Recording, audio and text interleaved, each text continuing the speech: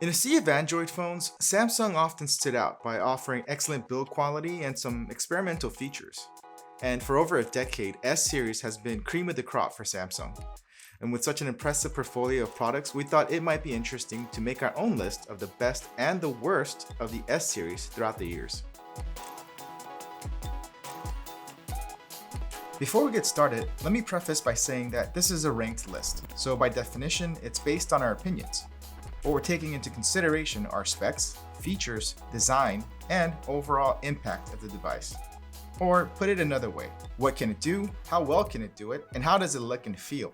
Over the years, we saw companies battling it out, focusing on these factors. So then, how did the S series do? Which one was the worst and which one was the best so far? Number 15, Galaxy S6. With the launch of the S6, Samsung really put an emphasis on premium.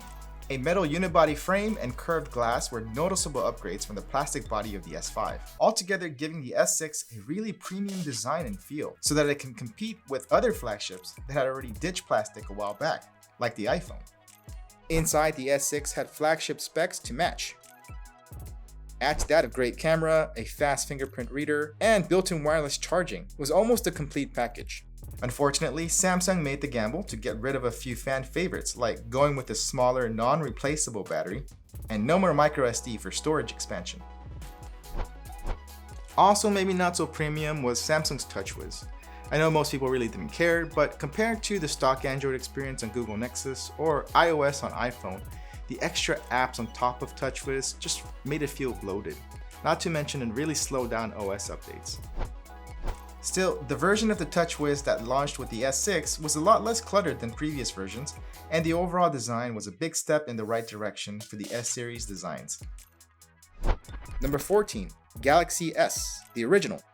It's the phone that started it all. Well, at least for Samsung's S series.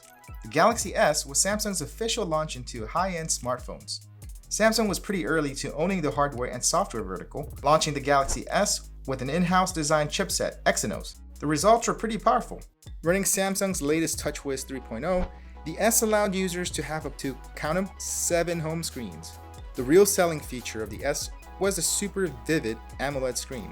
Imagine seeing for the first time inky blacks and super bright colors in the Galaxy S. This would be one of Samsung's hallmark features going forward. Also worth a mention, Samsung had a pretty fast web browser built into TouchWiz. Remember, this was 2 years before the Chrome browser would be available for mobile devices, so you were really at the whim of the phone manufacturers for decent web browsing. The S was a strong statement from Samsung, but the design was kind of uninspired even for 2010, especially next to competitors like HTC's Evo or iPhone 4 at the time. Number 13, Galaxy S2. Following the success of the S1, the S2 featured a flush, squared-off design, giving it a sturdy feel in hand despite its plastic build. And the S2 had a new Super AMOLED Plus display that increased the subpixels, providing more accurate colors. To be expected, there was an impressive spec bump, this time a dual-core processor and a gig of RAM. The S2's 8-megapixel camera was one of the earliest phones to be able to shoot 1080p video and even output it to TVs. This meant you can turn your TV into a makeshift smart TV with the web browser and the media player.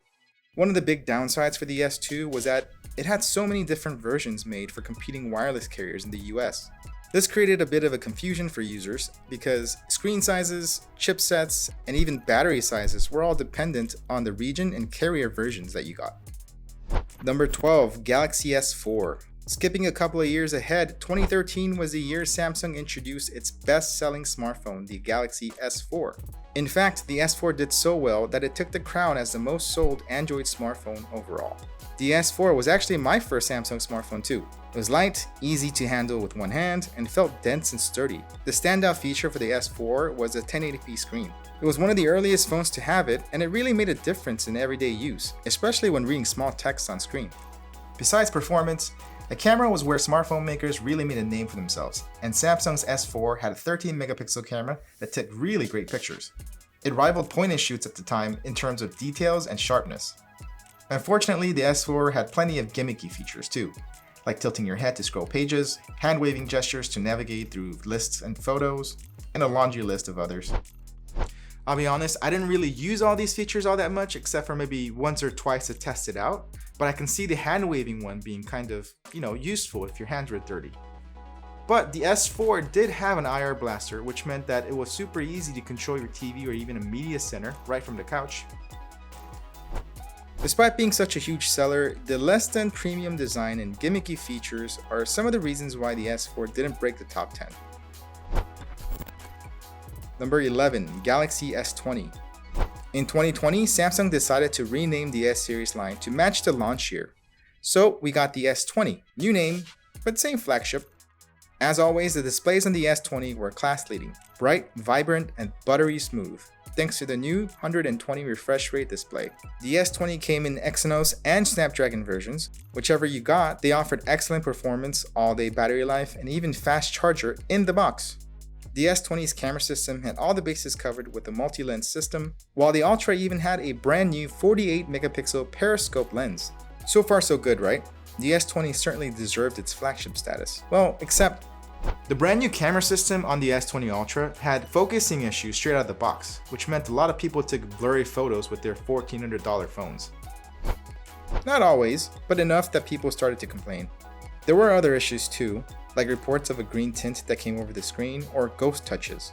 These weren't widespread, but still made some headlines. The S20 was still a good phone, it just took a few missteps. And it didn't help that the S20 started at $1,000. Yes, I know the FE would come later at $700, but we're not counting FEs as part of this list.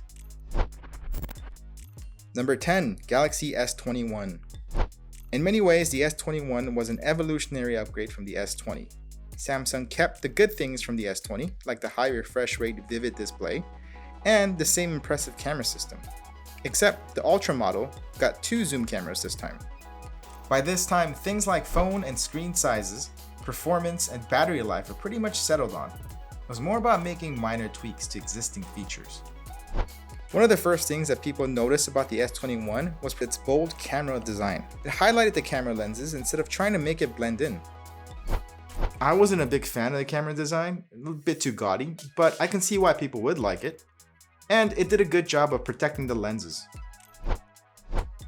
The S21 also was $200 cheaper across the board, but Samsung did have to get rid of a few features in order to make the price drop happen. First off, the screens went from 1440p to 1080p. Practically though, the lower resolution still looked great on a small smartphone display. Plus, it helped cut down on battery usage and price. The S21 also no longer had a microSD expansion slot, one of the key differentiators the S series had since launch to its main competitor, the iPhone.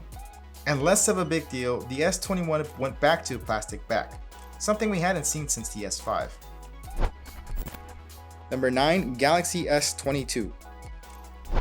For the Galaxy S22, Samsung's most notable changes came with the Ultra. The S22 Ultra took over the Note by officially integrating the S Pen into the device.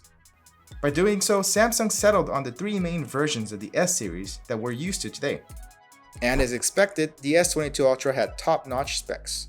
The base S22 and the S22 Plus were also updated with a faster chipset and a 50 megapixel f1.8 main shooter. For all of its improvements, Samsung still took a few steps back with a couple of things. The S22 Ultra's RAM dropped to a smaller option. Samsung also decided to drop the battery capacity for the base S22. Number 8, Galaxy S23. For the S23, the big news was that Samsung went with all Snapdragon-based chipsets. Specifically designed for S series, it had a higher clock speed. Also, remember that odd drop in battery capacity for the S22? Well, Samsung corrected course and boosted the battery back up for both S23 and the Plus model. The S23 Ultra was super spec'd as always, but most notably, the S23 Ultra got a brand new 200 megapixel camera. Combining better optics with updated computational photography, the S23 Ultra really took some amazingly detailed photos, outclassing pretty much any other smartphone. Although maybe it did too much computation in the case of the Moon. Again, some interesting choices from Samsung. The base S23 had slower 25-watt charging, and both the S23 and the S23 Plus were limited to only 8 gigs of RAM. Plus, customers outside the US got a bit of a price hike, some as low as $20 and others more like $200. The S23 was a solid phone, excellent specs, and pretty clean and minimal design. It was a standard for Android phones. What's next? You guessed it, it's the S24. This time, the star of the show was the S24 Plus. The Plus offered specs that were pretty close to the Ultra, but just for less money. For $300 less, the Plus still offered a base 256GB of storage, 5G ultra wideband, QHD Plus screen, and a larger 4900 mAh battery. The S24 also marked the release of the Galaxy AI technology that gave users cool features like better low light photography and digital zoom, Samsung's version of the magic editor called the generative editor, circle to search, and more. Samsung did make one controversial change to the S24 Ultra. The 10-megapixel 10x zoom camera was replaced with the 50-megapixel 5x camera, which by the numbers seems like a significant downgrade. But interestingly, the extra megapixels and the better digital zoom seem to even out or maybe even exceed photo quality taken by the S23 Ultra at equivalent distances. Overall, you couldn't go wrong with the S24, whichever version you got. Number 6, Galaxy S9. From here, we take a bit of a detour to the past. With the Galaxy S9, Samsung took the don't fix what's not broken approach to design. It did fix one big thing though, the fingerprint scanner placement. The S9 had a lot to love. It was kind of the sweet spot, where we still had the 3.5mm audio port, but it was still water resistant and had wireless charging. The Snapdragon had impressive performance, and so did the Exynos version, despite it trailing a bit in the benchmarks. In terms of camera, Samsung introduced a dual aperture feature to adjust the amount of light coming in depending on the setting. This was definitely something new for smartphones, and actually very useful. The S9 also introduced super slow motion video recording at 960 frames per second, which was cool, but really more of a party trick. I can't really imagine you'd want to be holding your S9 while doing action sports. Maybe I'm wrong. Okay, the downsides. The battery life wasn't all that great, but more importantly, this was when we started to see bifurcation of specs from the base and the Plus models. For instance, less RAM and only a single camera system. Come on, Samsung. Number 5, the Galaxy S8. Samsung had a lot running on the S8's success in 2017. This was following the exploding Note 7 debacle from the previous year. With the Galaxy S8, Samsung seemed content with reminding people that Galaxy was a safe choice. Great build? Check. Great performance? Check. Great screen? Check. In fact, Samsung's AMOLED screens got a bit taller this time. This was when phone makers were racing to get the biggest screen on a smartphone without making the actual phone size any bigger, because watching content was king. Samsung did this by replacing the physical home buttons with a full digital button layout, but where playing it safe didn't work so well was with the battery. Samsung kept the S8 battery pretty much the same size as its predecessor. Trying to power the bigger displays and more powerful chipsets meant phones were averaging about 3.5 to 4 hours of screen on time. I guess Samsung was not in the mood to push the boundaries too much here, considering the Note 7. The cameras too were pretty safe choices. It's not that they didn't take great pictures, it's just that by now, competing flagships were offering multi-camera systems. And for better or for worse, S8 was when we were introduced to Samsung's assistant Bixby.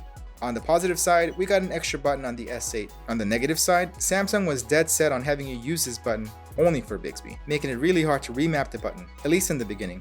Speaking of experimental features, Samsung introduced the first version of DeX with a docking system, which connected the S8 to accessories to deliver a desktop experience. DeX was Samsung's ace up its sleeve, trying to give users another differentiating feature, and I'd say it was a success. And besides the battery life, the only big complaint was the awkward fingerprint sensor placement. So, all in all, a great phone. Number 4, Galaxy S3. The S3 was the embodiment of all the lessons Samsung learned from the S and the S2. Form was catching up to functionality, and Samsung came a long way in really cleaning up the designs from its predecessors, while keeping the phone relatively small and thin enough to handle with one hand, which was pretty important at the time, before big phones were a thing. Arguably the first real iPhone killer, the S3 beat out the iPhone 5 in nearly all specs. Bigger battery, higher resolution and bigger screen, faster CPU, and a built-in NFC reader, just to name a few. Samsung also introduced some features really ahead of its time, like a pop-up video player and multi-window split screen for multitasking. Plus, this is when Samsung introduced S-Voice. Although S-Voice was experimental at best, useful for really basic commands that could be done on the phone, not so much looking up information. I guess it was pretty much on par with Siri back then. Number 3, the Galaxy S10. Before settling on the S, S Plus, and the S Ultra phone setup that we're familiar with today, with the launch of the S10, Samsung experimented with a cheaper model called the S10e, likely to compete with the iPhone 8, which Apple was still offering as a cheaper option. With the S10 lineup, Samsung really hit the spot across many price ranges without too many sacrifices. What was different about the S10 was that Samsung introduced the first hole-punch selfie camera. Like I said before, a lot of the companies were in a race to get to the smallest screen-to-body ratio. Really, the only noticeable difference from the S10e to the S10 Plus, besides their obvious size differences, was a lack of a behind-the-screen ultrasonic fingerprint reader on the small device. For the S10e, Samsung instead went with the side power button that doubled as a fingerprint reader, and also supported swipe-down features for opening and navigating menus. Number 2, Galaxy S5. Samsung brought all its bags of tricks in with the S5. It was the first water-resistant Galaxy S with the IP67 rating, and like the true anti-iPhone that it was, Samsung still managed to give the S5 a user-replaceable battery and microSD card slot despite the water resistance. This did come with a plastic flap though. It seems Samsung was still more focused on function over form. Also new, the S5 introduced the first fingerprint sensor for Galaxy phones. Unfortunately, the fact that you had to actually swipe your finger across the sensor made it less intuitive compared to fingerprint readers on the iPhone, for example. The only real downside with the S5 was that the screen bezels were larger compared to the S4, but I mean, not by much.